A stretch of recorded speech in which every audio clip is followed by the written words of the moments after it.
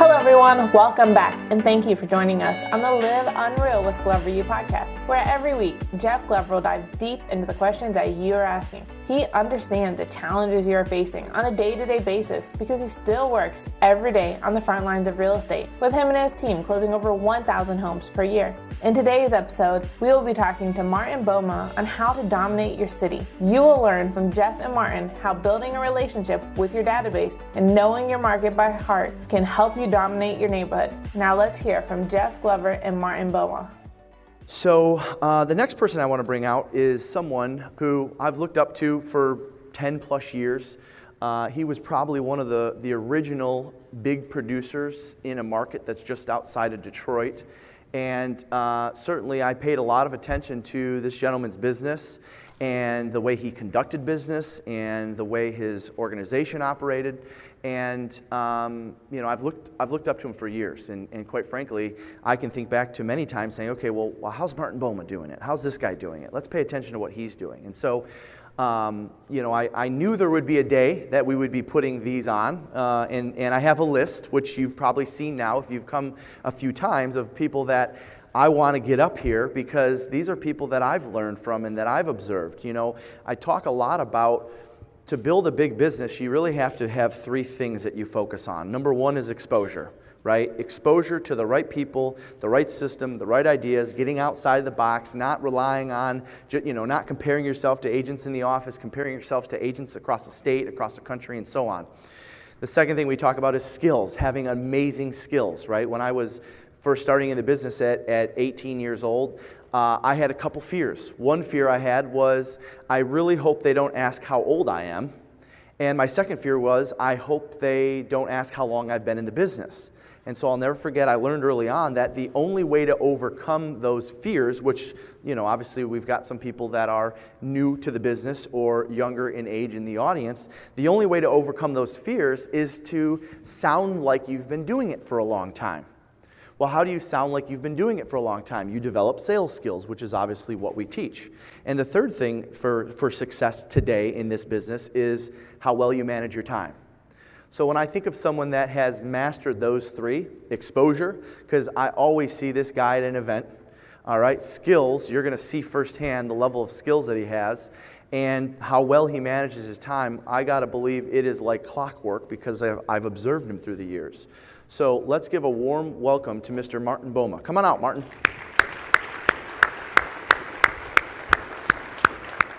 Thanks for being here. Hey, thank you. Grab a seat. Yeah. If you wouldn't mind, share with the audience. I want to hear a little bit about how long how long you've been in the business, when you got into the business, just a little bit of the background, because not everyone here has been following you as long as I've been following you. So pretend like nobody knows who you are. Okay, excellent. Well, I got into the business 34 years ago, a few years ago.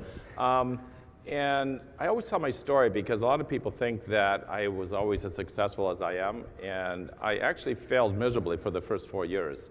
I'd sold a few houses to friends and stuff like that. I actually quit my job. I had a good job at the hospital and thought I was going to do well at this, and realized I really, I didn't know what I was doing.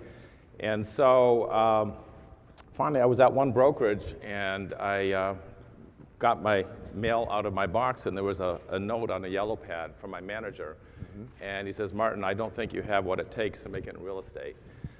Now the guy, he didn't coach me, he didn't do nothing, and so I grabbed that paper and I'm going, I think I've been fired. And I was too embarrassed to talk to him. Yeah. So I'm standing in the lobby of my office, and this woman came up to me, and I'm forever indebted to her. Yep. And she said, Martin, what's the matter? And I said, Heidi, I think I've been fired.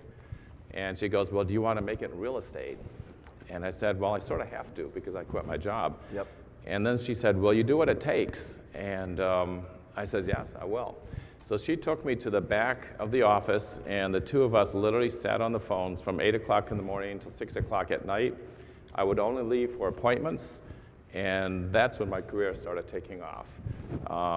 It was literally, that's what she taught me about time, focus, doing the things that are necessary. Not to interrupt your story, but I do want, and I think it's valuable for the audience to hear this. what did your day look like when she said, here's what you got to do? What was a typical day? It was literally, an honest to truth, I got the brusers. Yep, the book, the old blue book. The old blue book. Yep, I did that too when I started. Yeah. And we literally from A to B. Well, I'd made it a little more strategic. I would ask agents in the office, hey, do you have a buyer for a neighborhood, right? So I was calling a little bit with a purpose. Yeah. And I just started literally from 8 o'clock in the morning till 5 o'clock at night. I was on the phone nonstop. And you were calling into neighborhoods. Correct. And your was it like a just listed, just sold call? What type of call? What was the reason or purpose for your call? Well, it started with, there's one agent in our office who wanted a buyer for a particular neighborhood. And so I really focused on that neighborhood. It was called Depot Town. Mm-hmm. And this is back before computers, when everything was online. And I actually went to the assessor's office and I made a photocopy of the assessor's card of every single house in that neighborhood, and I started collecting data. So I'd get on the phones. Anytime I had any information, I'd put that on that, write it on the card. Yep. I would door knock. When I listed a property, I would send out a just listed, just sold card. I mean, I just really, really saturated that one neighborhood, and I dominated that neighborhood, and that's sort of how I got started. And that was kind of the turning point for you, Correct. Right? That was the, okay, somebody in the office, and of course when you're newer and kind of naive to the business, because we see this all the time, people will post, hey, who has a buyer for this one? You actually took that literally and said, okay, I'll go find something, I guess, and you scour the neighborhood and you did it time and time again, and next thing you know, you are it in that neighborhood. Yep. So then what happened? Well, then I realized that this worked really well in this neighborhood, so I started doing it in different neighborhoods, right? Mm-hmm. And sort of like what you said earlier, I didn't go really big. I just started small and just really, really hit those neighborhoods. Yeah. And I started expanding that way into different areas. So when you say you hit those neighborhoods, what does hitting a neighborhood mean? Just repeating what I'd done, right? I would, again, I would always work off of someone's buyer. As I got started, the further I got along, I had my own buyers for neighborhoods, right? Yep. And I would just focus very heavily on calling. Yep. So an agent in the office or someone says, hey, we have a buyer that really wants to be in Carytown or something. Right. And you would, what was your method when you would go to that part of the neighborhood? Well, I would first of all go to the assessor's office, get a photocopy of every assessor's card for the neighborhood. Okay. And I'd start collecting phone numbers out of brusers, and I literally had, back then, I had a binder. Yep. And I would have all the all the assessor's cards in that binder, and I'd leave notes on, Yep. Very, very basic. And really. So an assessor card today is essentially like the public record. Correct. You got the public record for each property. Exactly. And what did that do for you? Why did you do that? I did that so I would have 100% market knowledge, right? And so if anyone called in, they give the address, I'd right away say, oh, you know what, you've got 1,400 and some square feet. I see you sold your house back, you know what I'm saying? Yeah. So it gave me legitimacy because I totally knew what I was talking about. Wow. I hope you wrote that down because that's big. Now, it's also takes a lot of time. So was that what you did kind of in the middle of the day and then you'd go in the afternoon and see these people at their doors? Where did you find the time to go to the assessor's office and get this? Or, of course, today we would now go to public records online. Right. Well, now it's real simple, right? Push. Yep. Well, first of all, I worked real hard. Yep. Okay. I literally, I put in 12-hour days. Yep. And I would just, generally speaking, going to the assessor's office would take maybe half a day to collect it for a whole neighborhood because the women had to pull the files out and the whole 9 yards. They must have loved you. Yeah. You tip them well, or you bring them cookies every now and then? You actually start building relationships with them, right? Yep. That's good. So, so you got the assessor cards, you have the knowledge of the neighborhood. Right. Then what? And then what I would do, like I said, I would start calling. Yep. The goal always is to get a listing, right? Yes. Once you get that listing, you work off that listing. And the script was what?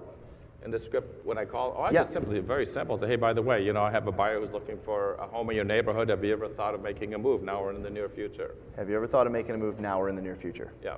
And they respond with, no, but thank you for calling. I'll say, excellent. They said, would it be okay if I touch base with you in a year or so to see if your plans have changed? Would it be okay if I touch base with you in a year or so to see if your plans had changed? And probably most would say yes to that. Most of them do. Yeah. I find that if you really always ask permission to call them back, Yep. Almost everybody will say yes. Yep. And then the most important part is you have to take notes about what the discussion was about, right? Because I would take note, they would tell me things about their daughter with high school. So when I would call back in a year, they might forget me, but the minute I start talking about, well, remember your daughter graduates from high school next year, they immediately then go, oh yeah, and they connect with you. Wow. I think that's where a lot of people fail. They're just making the phone calls and not collecting data. Yep, so making the calls or doing it at the door, but making notes of each one and Correct. going back and putting that into a system or a CRM and bringing that conversation back up. Yeah.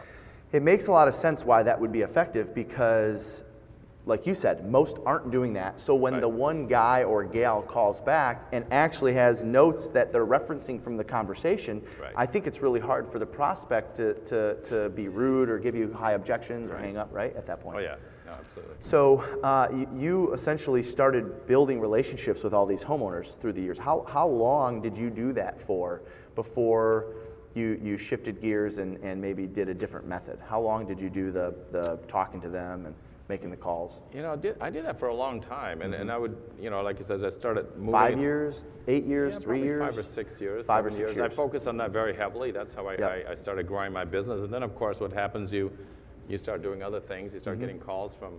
But the other thing, too, I've always been very, very good with my past customers and clients, right? And so I built, like right now, my listing side, 73% of my listings are people who know me. And it's because I have a really, really solid system of staying in touch with people. On the buyer side, it's 58% of the people are people who know us. Who already know you guys. Right. So when you talk about you have a solid system for staying in touch with people, can you share what that is?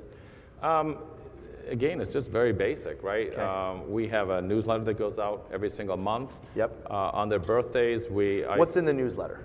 Well, we used to do sort of a the generic newsletter. The cookie cutter stuff. The cookie cutter stuff, which doesn't work. We're now at a system where I'm actually creating it myself, like what you were talking about earlier, with just relevant information, right? And so we just literally started going to that system. I love that. And you get much better response to that. Much better response, much better open rates, much better feedback. So a monthly. We do that monthly. I also send them something in the mail once a month. I do an annual report that comes out every January where it talks about the entire marketplace, and we mail that out. So back up for a second. The piece of mail that they receive monthly. Is it something different every month, or is it a market report? What does that look like? Sometimes it's a market report. Sometimes it's like we do. Right now we're doing 2 client events a year. So one of the cards is inviting people to the client event. Sometimes there's some topic that I think, you know what, people need to know about this, and I'll send something out like that. My marketing person will sort of come up with ideas and whatever's relevant at the time. Whatever's relevant at the time. So one email a month. One email a and month. one piece of physical mail per month. One physical month, and then the quarterly report. Or the annual report, which comes out in January. Annual report, and what does that look like? It's a 4-page brochure, and it just talks about all the trends in the marketplace for the last year, like what took place. What took place. New listings, sales. It talks about like number of new construction permits that were pulled, the interest rates, let me think. The activity. The number of active listings in each different school district. Number of closings in each school after sale prices in all the different school districts. Things like that. You know what's interesting in hearing you talk about this stuff? Every single person in the room is capable of doing those things. Correct. The challenges that we see with most agents is sticking to it time and time again, even when you're not getting results. Because I'm sure you went several months or even several years before that actually started to be a good use of your time or a good ROI in your time. But I'll tell you this, I time block to do that because I also send quarterly market reports to particular neighborhoods. And I literally time block a day to do that once a month. And what it does, it also, I enjoy it because it gives me a really, really depth understanding what's going on in the marketplace, right? When you stop everything and just really, wow, this is what's going on, right? And it allows me to talk with sellers about, hey, you guys, the inventory and your price point between 300 and 350 is up 42% over last year. Are you aware of that? And that gives you an awful lot of legitimacy. Well, one thing I've always admired about you, and it was always really a weakness of mine, is you really do study your market, Right. meaning you know, like you shared, every house, you know, I'm sure you're at a point now where you've sold the same house 3-4 times because of your knowledge of that neighborhood or that particular market. So how did you get to the point to where you decided that that was going to be your focus? How did you arrive at that? Well, first of all, I'm a real high C. Yep, that helps. That helps. And so, and I enjoy it. You know, so I just sort of, I just can't envision going to a listing appointment not having that kind of information. So for me, I have to really be, in order to be confident, I have to really know every single angle of what's going on. Yeah, most high Cs do. Right, no, exactly. Yep. And Ann Arbor, it's a very educated community. Yeah, it is. And a lot of people expect that. Yep. Right, it's a good fit, right? And it's interesting because people say, well, and you've heard me say yesterday, well, there's 4 different types of styles out there. There probably is a higher level of C in the Ann Arbor market because of the university and so forth, and the hospitals and the people that get into a lot of that type of work, right? Oh yeah, no, I'm sure you've noticed that. Oh yeah. Yeah. Just like if you go to Seattle, right? Or I'm sorry, not Seattle, Silicon Valley, right? You're going to find a lot of high Cs in Silicon Valley, right? So it does vary per market to some degree. And what's that right now, it's even more relevant than before because, when I got started, consumers didn't have information, right, that they have today. You got to realize a seller, all they're focusing on is their little neighborhood, and they study it and they study it and they study it. And they, a lot of time, you want to make sure they don't know more than you do. And so I think it's a responsibility to really go in depth with that. It's your responsibility to know more than they do. Right. Very important point because today, like you said, a lot of this stuff is at their fingertips. So, I tell our agents all the time, before you go into a house, pull up their Zillow, pull up their Zestimate. Because they know them. They know what it is. So you better know what their Zestimate is. Because guess what? They'll put you on the spot and say, well, Zillow says, and then, oh gosh, I don't even know what Zillow says. I didn't think to check it. They're checking it, so you better know that stuff. Oh yeah, absolutely. So let's shift gears a little bit. Of course, I know that and one of the reasons why I have you up here is because of your success in that hyper-local type of stuff. What do you do outside of the phone calls and the mailings? What else fuels your business to be so hyper-local like it is? We've done a couple of things. Like I said, first, I developed a website, there's probably about 15 years ago, called the Condo Hotline. Okay. And what this site did, it's very different from any other site that we focus on complexes in Ann Arbor, and every page, and this took a lot of time to collect the data, but it's got photographs, it's got floor plans, it's got bylaws, it's got site maps. And that site now has become so powerful. Every complex in Ann Arbor is pretty much, if you type in the name, is number 1 on Google or number 2 on Google. And so there again, we became hyper-focused on the condo market. And to the point where a lot of people think I have all these properties listed. And we even get phone calls nonstop from people think we're the actual association. And so that site at one point was 40% of my business. Wow. It's changing because the whole internet world is changing, right? But there again, we became hyper-focused in that condominium market in Ann Arbor. And that was, of course, something, was that branded or non-branded? Non-branded. Non-branded. And I think there's a lot of, you almost have to do that in order for something like that to take off. Because today, people feel like they're being sold way too much. Correct. So you were providing a value and not connecting it to, connecting the dots, so to speak, so the consumer felt comfortable because they weren't going to be sold by going there, right? And that probably is one of the biggest reasons why that took off. It was nice. It was very neutral. Oh no, absolutely. And then the nice part about that site was people had to register to get floor plans, bylaws, and things like that. So when they register, we get their email, their phone number, and their name. And so I can go into a listing appointment on a condominium and say, Mr. Seller, here's 20 people who came to our site in the last 2 months looking at your complex. I've got their name, their phone number, their email. The minute I get the listing, I'm going to call them. I mean, that's a real powerful tool. Yeah, love that. You have a database now that's how big? Past client and Past SOI? client is about 2,800. 2,800. And so what are you doing to add value to those people on top of what we talk, the annual reports, by the way, that is value. Anything else to add value on top of what you just mentioned? Again, we do, like I said, we send out birthday cards with a gift certificate to a local ice cream place. I do handwritten notes. I do handwritten notes every morning. I'll do handwritten notes on their anniversary day. Still. Every morning? Every morning. And what time do you do that at? Is that Very first thing in the morning. First thing you do? Yeah. Do you have a number, 5 a day, 3 a day? What will happen is my staff will just put whatever birthdays and anniversaries are coming up, and I just sign them and put them on the front desk. Yep. That act alone is a big reason why you get a lot of repeat referral business. Right. And the reality is that's one of the easiest things we can do. Now it's time consuming, but if you time block it, it just becomes part of your routine. Well, it's a lot of things. If you do everything, I always tell people success is just doing a whole bunch of little things and just doing them consistently, right? Yep. And so I just make a certain number of phone calls every day. I do a certain number of handwritten notes per day. Yep. And it doesn't take a lot of time if you do it a little at a time. Yeah. Love that. Where are your listings coming from right now? What are you seeing in your market? Right now, well, like I said, 73% of our listings come from past clients, referrals from past clients, referrals from realtors, things like that. Mm-hmm. The last month, we've gotten 4 listings from expireds. Interesting. And there are people calling us. Yep. And that's a real interesting dynamic what's going on right now, because in this market, I would say most people who've been in the business less than 10 years don't really know how to service a listing, right? Sure. And so what happens is the first 2 to 3 weeks is a lot of fun. You got people showing it, you got feedback, you got this, and all this activity is going on. Yeah. And then about week 3, nothing's happening, and you don't know what to say, right? So guess what? They don't call.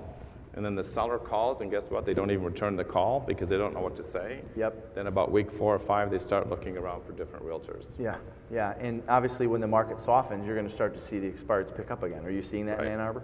We're definitely seeing, we're seeing tons of price reductions. Yes. We're not which seeing, is a sign of those are one of the trends I watch, right? Yep. How many price reductions are we getting? If we're averaging sometimes 15 to 19 price reductions, and our market's not big, and Ann Arbor has its own small little MLS, so that's a lot for a small MLS. Yeah. It's interesting you say that, though, about a lot of agents, when they start taking listings, they especially in a hot market, they don't know any different. They don't know how to service because they're used to every single listing they take selling. Right. And so now all of a sudden the market softens a bit, and they have to go back and have price reduction conversations. Right. So one of the things I know that you're doing today, you're running a mastermind on pricing and price reductions. Right. Can you just share with us a little bit about your pricing strategy?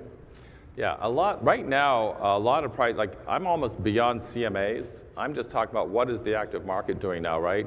You definitely do a CMA so you get a sense of what the historical value might be. Yep. But then I start having conversations with the sellers. We track in my office every $50,000 price point for every school district. Okay. And so every beginning of each month, how many houses are active, how many are contingent, how many sold. Yep. Okay, because a lot of the information you get from NAR, from the board or whatever is all generic for the whole entire market, right? Correct. Which makes no sense. Yep. So when I go on a listing appointment, let's say for instance right now the $1 million price price point in Ann Arbor, the inventory, and I have all these graphs that show this, the inventory went up 70% from last July to this July.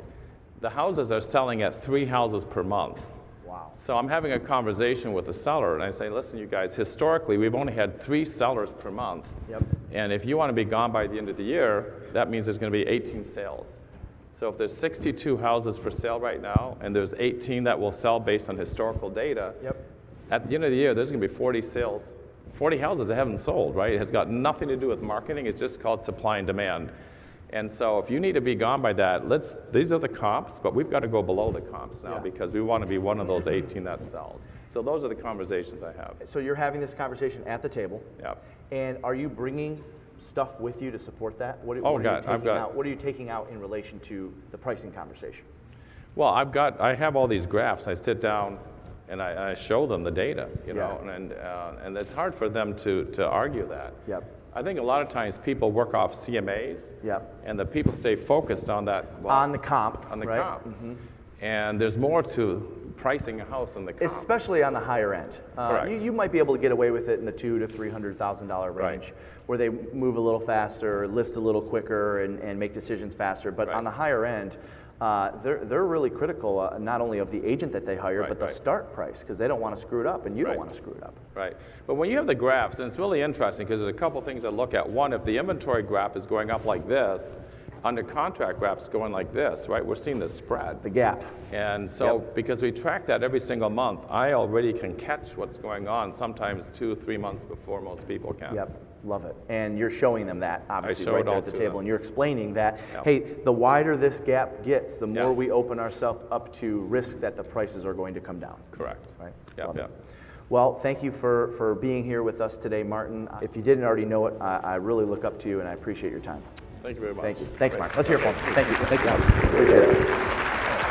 Thank you for taking your time to join Jeff today on the Live Unreal with Glover U podcast. To get started on having an unreal business, take the real estate self-assessment. After you complete the assessment, a member of Glover U will get on a call with you to create an action plan to improve your score. Go to www.gloveru.com/self. If you enjoyed this episode, please subscribe. Search for Live Unreal with Glover U on iTunes, Podbean, or Spotify, and subscribe today. Until next time, remember, when dealing with sellers, know your neighborhood. It is your responsibility to know more than they do.